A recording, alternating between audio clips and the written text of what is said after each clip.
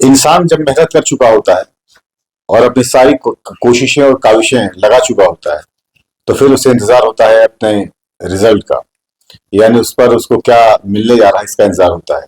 जाहिर सी बात है, उन तमाम स्टूडेंट्स ने जिन्होंने कल 11th का एंट्रेंस दिया, उन सारे के सारे बच्चों को और उनके गार्जियंस को भी इंतजार है कि क्या उनका बच्चा सिलेक्ट हो पाएगा या नहीं हो पाएगा। अब वो जाहिर सी बात है, जो चीज हुआ है वो तो उनके पेपर्स में, उनके मार्कशीट में दर्ज हो चुका है। लेकिन आज हम इसको थोड़ा डिकोड करने की कोशिश करेंगे कि कितने मार्क्स पर बच्चों का सिलेक्शन होने के चांसेस रहेंगे, ताकि वो एक उम्मीद से रहें कि हाँ, मैं सिलेक्शन वाले में से हो सकता हूँ। थोड़ी ताखिर इसलिए हुई इस वीडियो को बनाने में, क्योंकि मैंने चाहा कि पहले तमाम कोचिंग के लोगों से थोड़ा सा राय मशवरा कर लिया जाए, डिस्कशन कर लिया जाए, ताकि एक सही चीज निकल के आ पाए। जल्दबाजी से कोई फायदा तो है नहीं, तो मैंने कहा कि थोड़ा सा इंतजार करके और तमाम लोग एक तरह से रिसर्च करके, तमाम कोचिंग के एतबार से जो लोग हमारे कांटेक्ट में थे, उनसे करने के बाद तब मैं आपके सामने। इसमें हम लोग दो सेगमेंट में बात करेंगे। जाहिर सी बात है, एक बात तो ये होगी कि साइंस का कट ऑफ क्या जाएगा और आर्ट्स एंड कॉमर्स का कट ऑफ क्या जाएगा। इसके अलावा एक और इम्पोर्टेंट बात, जो बहुत सारे गार्जियंस के और बच्चों के भी क्वेरीज आ रहे हैं कि सर वो सेल्फ फाइनेंस का मामला क्या होता है, तो इसके हवाले से भी हम लोग बात करेंगे। मैं हूं नुरैन खान और आप देख रहे हैं इल्मी डोज, इल्म जो काम आए। आप देख रहे हैं इल्मी डोज, इल्म जो काम आए। सबसे पहले बात करते हैं साइंस स्ट्रीम की। तो साइंस में जो बच्चे बैठे हैं उनमें जाहिर सी बात है, दो जेंडर्स के लोग होते हैं, बॉयज और गर्ल्स। तो बॉयज के एतबार से जो एक्सटर्नल कट ऑफ का एक अंदाजा लग रहा है वो ये है कि 53 to 57 इसके दरमियान ही, इसके आसपास ही जो है वो कट ऑफ जाएगा बॉयज के लिए। उसकी वजह ये है कि पेपर बहुत ज्यादा टफ नहीं था, अच्छा पेपर था, नॉर्मल पेपर था।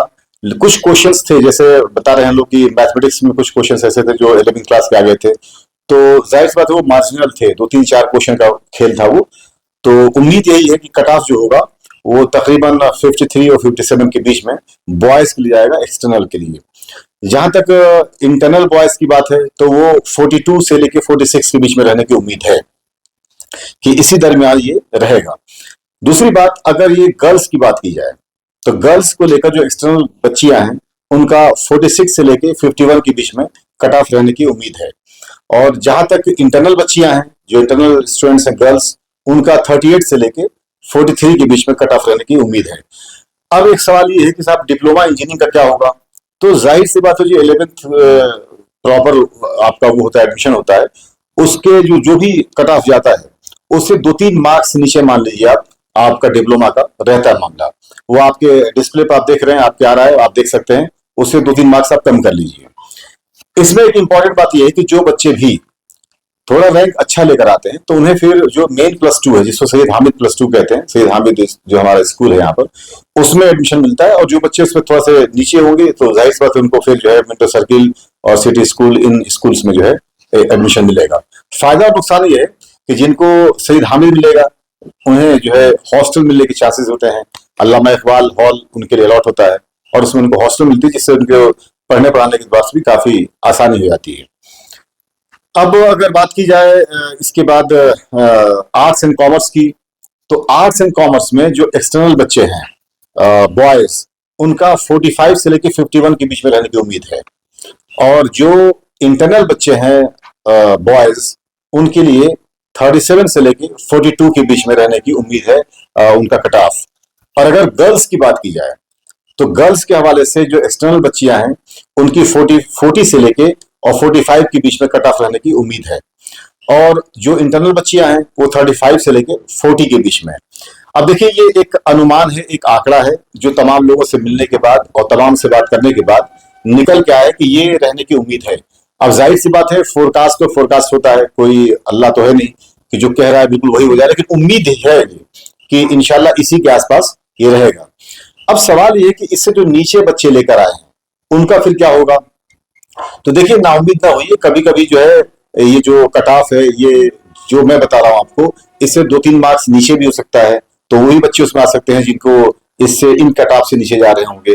और एक और चीज, एडमिशन के हवाले से एक बड़ी खास बात यह है कि जो बच्चे भी इसमें सेलेक्ट नहीं हो पाए, सपोज कर लीजिए, तो फिर उनके लिए एक ऑप्शन ये है सेल्फ फाइनेंस का मामला।